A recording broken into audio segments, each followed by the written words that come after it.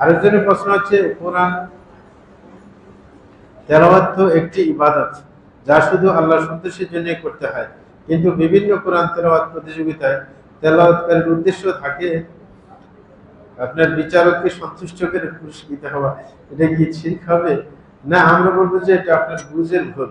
আপনার প্রতিযোগিতায় অংশগ্রহণ করা নিজের আপনার মুখস্থকে আরো শক্ত করার একটা মাধ্যম।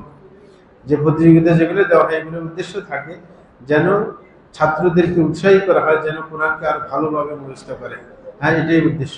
সুতরাং প্রতিযোগীর উদ্দেশ্য থাকে না বিচারককে খুশি করা, এটা কখনো উদ্দেশ্য না।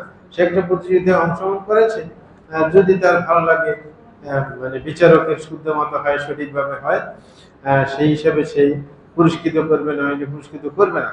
কিন্তু এটা মনে করা উচিত না যে আপনি সে তাকে খুশি করতে চায় না, খুশি করতে চায় না, তার খুশিটা গুরুত্বপূর্ণ কোনো কিছু না। হ্যাঁ, তার খুশি চাইতে হলে অন্য কোনো মাধ্যম গ্রহণ করবে, ওরকম কিছু না। তার তেলাওয়াত সে স্বাভাবিকভাবে করবে। সুতরাং সে যদি সবার উপরে তার তেলাওয়াতটা হয় তাহলে পুরস্কৃত হবে। এই কারণে আরেকজনের ব্যাপারে উল্টো ধারণা করার দরকার নেই।